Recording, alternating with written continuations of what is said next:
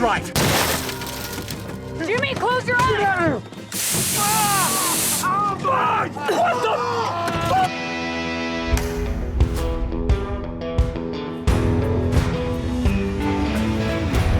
You're so dumb, it's almost attractive. Wait, really? Understood attractive, though, didn't ya? How do you feel about a girl in the bunkhouse? Because it's different. Yeah. And so I was like, oh, there's gonna be a girl, and I was like, oh, that's gonna be. Is it? How do I feel about that?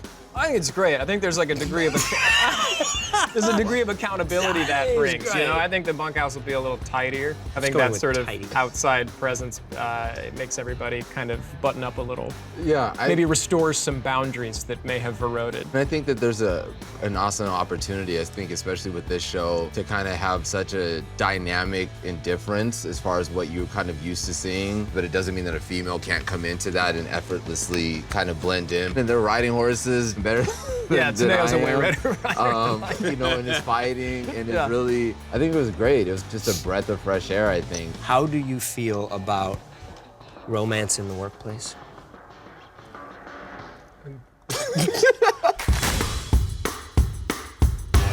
Any question?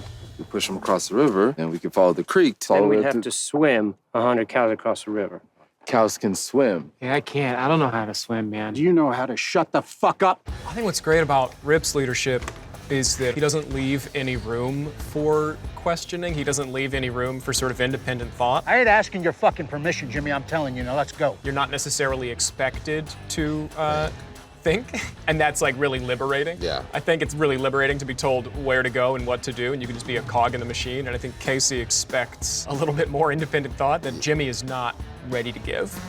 Jimmy doesn't know enough about this stuff to have an opinion about where he should go and why. So it's nice for Rip to sort of remove those variables. Jimmy, we'll get on the quad. I think the opposite for Ryan. I think when you have that structure, it doesn't let the individual be anything more than what they are. And that's why the ranch maybe has a high turnover rate, because people come in, they can't move around, do anything, and then they want to leave.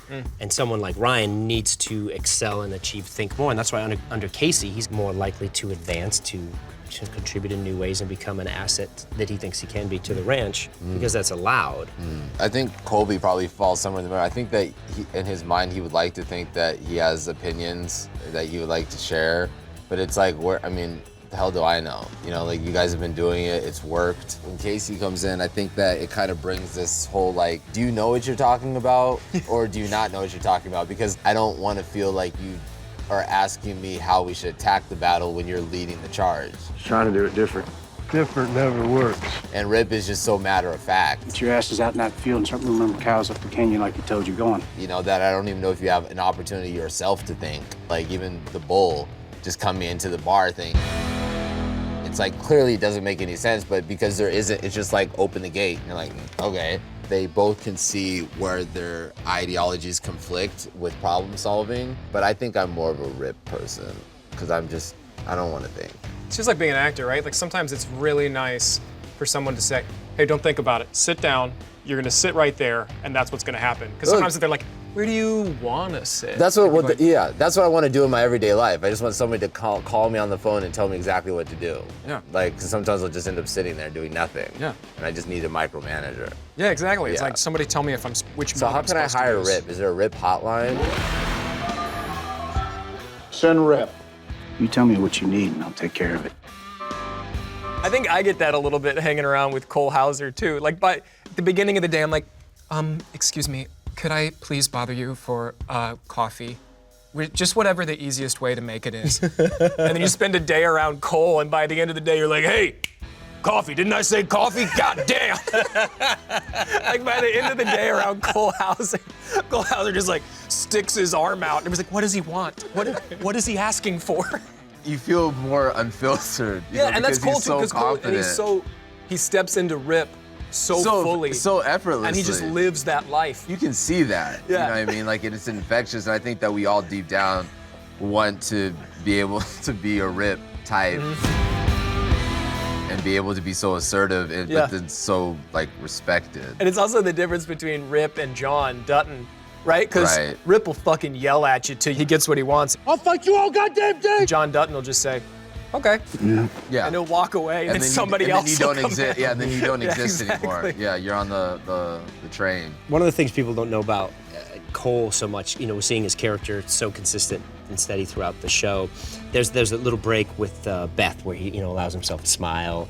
Yeah. You can see what's underneath. That is Cole most of the time. Yeah. Just smiling, easy breezy. He's like a teddy bear, which people don't get to see because in a heartbeat, like you think he's gonna kill you. That's that He look just right goes there. and you're like, oh shit, what have I done?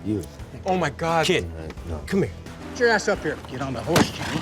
Hey, Jimmy, go ahead and put that down. One time in between scenes, like they're setting up lights, Cole goes, hey, Jeff, get him. And I go over there and he like grabs me by the back of the neck and he pulls me in. And I'm like, oh, fuck, what is it? What did I do?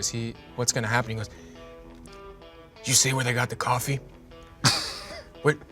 Where's the coffee at? Cole, it's right over there, bro. Like, the coffee tent is like the size of a fucking.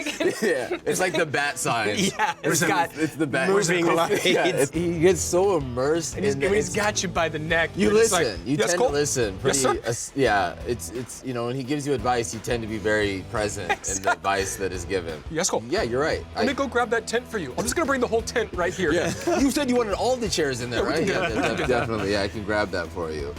Hanging out with him outside of it, it's like he's just you know he has such a great time and watching sports and stuff like that and just kind of shooting it with him. It's like it's just crazy to see him then step onto set and just like transform into something completely different. Put a little which- dirt in his beard and he. And that's diet down a little bit, and it's just a whole different world, which is insane. I mean, it's just great acting.